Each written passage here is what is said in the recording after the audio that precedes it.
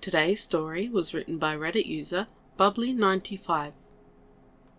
Smoke billowed over the field, over ridges, trenches and bomb craters. Grenades pounded the ground, just as two soldiers sat in their position, debating the war. "So you're a rookie, huh?" grunted the older one, fishing another stim stick out of his flak jacket with a secondary hand, while holding a rifle with his primary arms. 5 months out of basic, sir," replied an over-eager avian.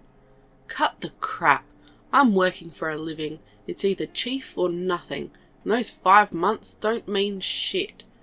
That was only transit from training out to this hellhole, right?"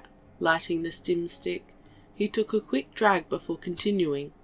"First thing to stay alive, bub? Forget the damn propaganda. The idiots in basic tell you humans are weak. The humans are dumb. Stupid made-up drivel." The veteran spat out a black dripping gob. "Listen here, bub. Humans are crafty buggers, hideous to look at, and uncomfortably good shots. And they have numbers. Where one of those two-armed freaks is, others will follow." "But, Chief, news is we go from victory to victory." The recruit was visibly unsettled by the short speech of the veteran.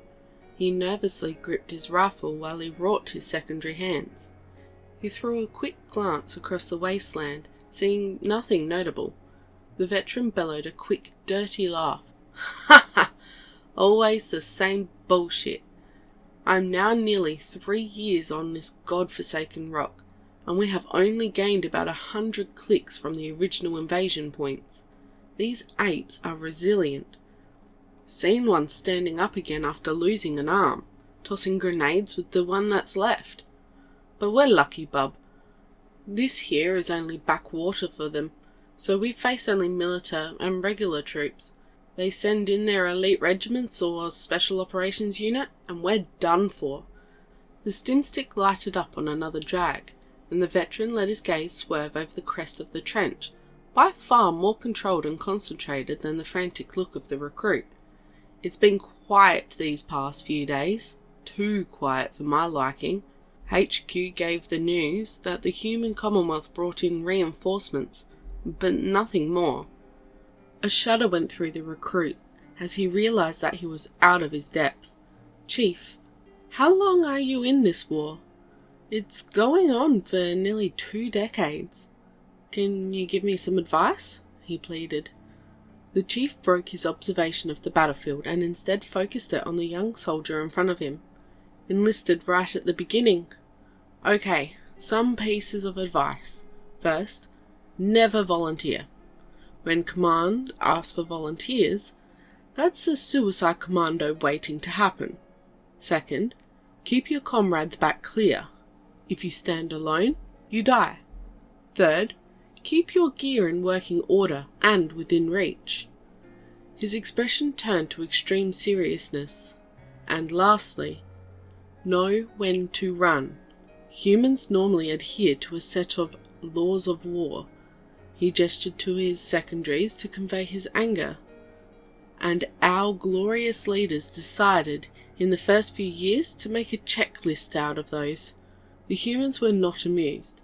Seems our dear Chancellor forgot a single pivotal point of those laws.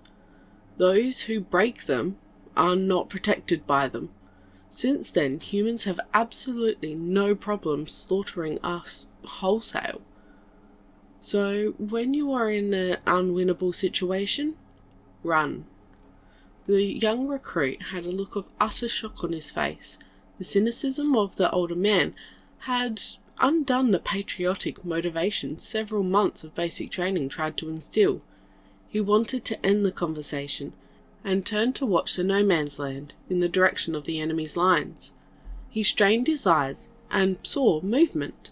"Chief, I think there's something going on." With these words, his mind focused on the situation at hand. The chief quickly grabbed some binoculars. After a few seconds, he activated his radio. S-37 Gold for HQ, reporting movement at the enemy lines across from our sector.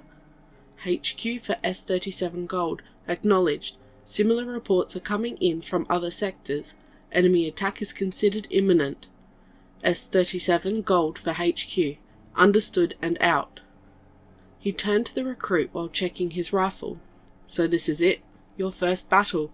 Remember what I told you, and you have a chance to come out alive. The recruit hastily checked his own gear, nodding frantically to the advice. Just as he inspected his grenades, a voice carried over the battlefield, a human voice, accompanied by a sudden deep hum drifting over the war-torn wasteland. Fix bayonets, lads! Give 'em hell! The chief's face went pale. He knew that slaughter would come. Then he recognised the sound and broke down. No, no, no, no. Not them, not them, not them. Two things happened at once. A voice shouted, "Charge!" and the hum turned into music. Martial, ancient and blood-stirring. But the recruit could only grab the shoulder of his chief. Who's them? Get a hold of yourself, man! Who's them? The man in front of him, a hardened veteran a few minutes ago, now a sobbing, shaking wreck, muttered only one sentence as the bagpipes called for war. The humans sent the Royal Highlanders.